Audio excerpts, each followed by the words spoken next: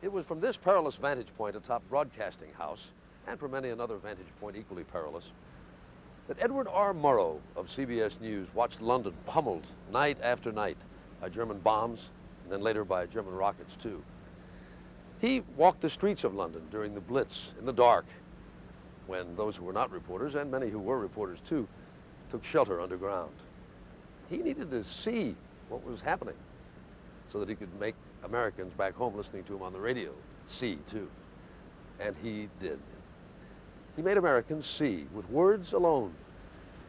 We've added pictures, but if you want to see, really to see, what VE Day marked the end of in this city, listen. This is London, being bombed again. Half an hour ago, I could read street signs in the flash of anti-aircraft batteries. Little patches of sparks on the pavements marked the point where shrapnel fell. And I'm not searching for adjectives to make this sound dramatic, just telling you what I've seen. He told us what he saw. He did that for years in a way no one ever had before, or has since. He told us what he saw. There are no words to describe the thing that is happening. The courage of the people, the flash and roar of the guns rolling down the streets, the stench of the air raid shelters. More than see, he made us feel, with words alone, the terrible gravity of what was happening in London and in other cities and towns of Europe. It's about the people I'd like to talk.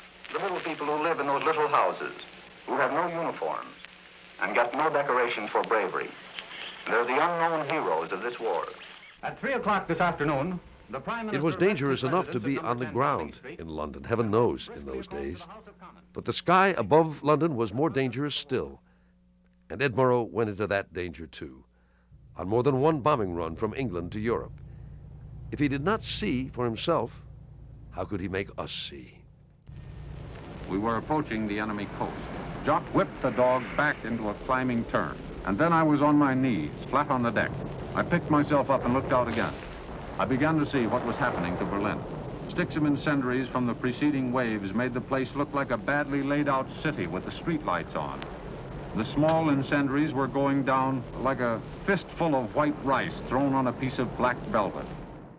The cookies, the 4,000-pound high explosives, were bursting below like great sunflowers gone mad.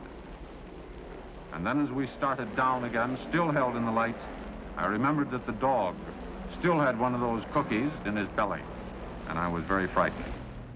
In time, not just bombs, but soldiers too were dropped from the sky. The invasion of Europe had begun. Murrow went along for that too. In just about 30 seconds, these 19 men will walk out onto Dutch soil. You can probably hear the snap as they check the lashing on the static line. And there goes. Do you hear them shout? 3, 4, 5, 6, 7, 8, 9, 10, 11, 12, 13, 14, 15, 16, 17, 18. There they go. Every man out. I can see their chutes going down now. They're dropping just beside a little windmill near a church, hanging there very gracefully, seem to be completely relaxed, like nothing so much as khaki dolls hanging beneath a green lampshade.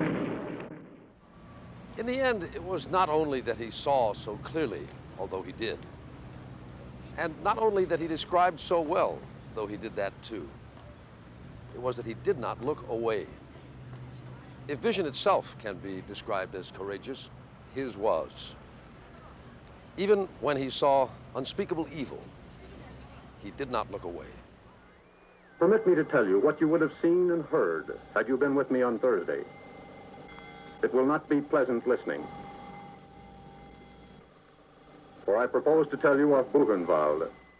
When I entered, men crowded around, tried to lift me to their shoulders. They were too weak.